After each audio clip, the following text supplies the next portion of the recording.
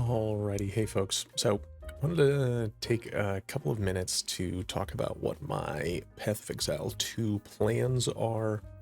Obviously, general disclaimer that we don't really know what's going on. There's still way more that we don't know than we do know. So as we are in these couple of days leading up to the release, if folks at all try and act like they have any realistic idea of what's going on, they just don't. But regardless of that, I was trying to figure out exactly what I wanted to do with the classes that had been spoiled by GGG, and I think I'm going to do something along the lines of Warbringer, melee totems. Ultimately, I'm just going to be feeling it out. Do I think this is going to be a good choice? No, probably not. Warrior feels okay. By my sort of initial gut reactions, it feels like most of the witch type classes are going to be the best. Ranger feels all right. Warrior feels like it should be a decent option. If you go Titan, Warbringer, I'm a little suspect of. Totems are most likely going to either be really broken or terrible. Historically, they're quite difficult to balance, and just knowing how things are going to go, I wouldn't be surprised if this is somewhat unplayable, but we're going to try it anyway. So, what is the general plan? Ancestral Warrior Totem is the overall goal that I'll have here. Most likely will slot in theoretically Earthshatter, making spikes and fissures, comboing that with Warbringer, the fact that we get ignore Warcry cooldowns, and triggering Ancestral Spirits when you summon a totem. Obviously, have no idea if Ancestral Spirits is good at all, and then also what the follow-up node is after this one. Maybe it'll be good, maybe it won't be, not entirely sure.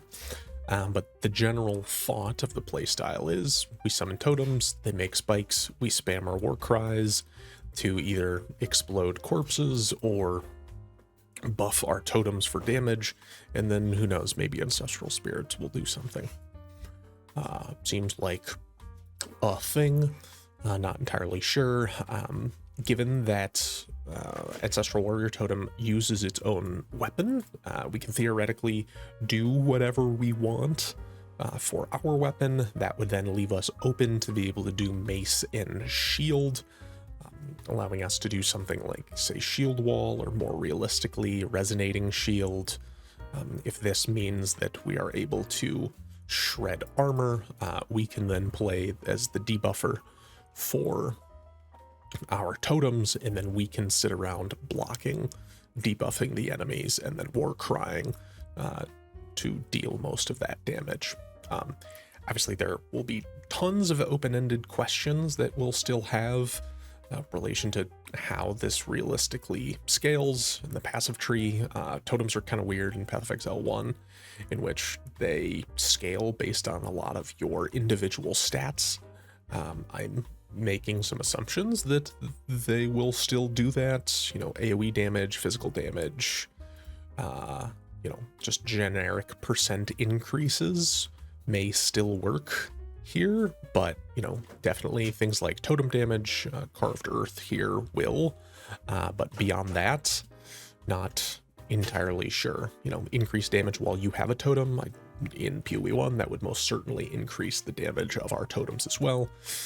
Will it in PoE 2? Who knows? We'll find out. Generally, you know, we'll be in this area of the tree. Obviously, we could go up to Ancestral Bond. Whether or not this is a good node will entirely depend on if we can get max totems anywhere else, either as a roll on rares or on unique items, or even on the tree, possibly. A lot of figuring that out. Seems like defensive scaling is going to be pretty good, but whether or not we can actually kill anything will certainly be another question. That's really all that I've got so far. I'll be winging it and trying to figure it out, and if it's not good, then we'll try something else. Some other options theoretically could be with this, you know, obviously they showcased Sunder and it seemed like it did something, so that could be cool. You could presumably also do something like volcanic fissure totems, and do damage with that, and then instead of war crying, you could slam to do more aftershocks and go about it that way. That could be a good option for Titan as well too. I presume a lot of these war cries that we see here, nice, don't exert your totem's melee slam attacks, so I would have to hope and pray for more buff specific war cries.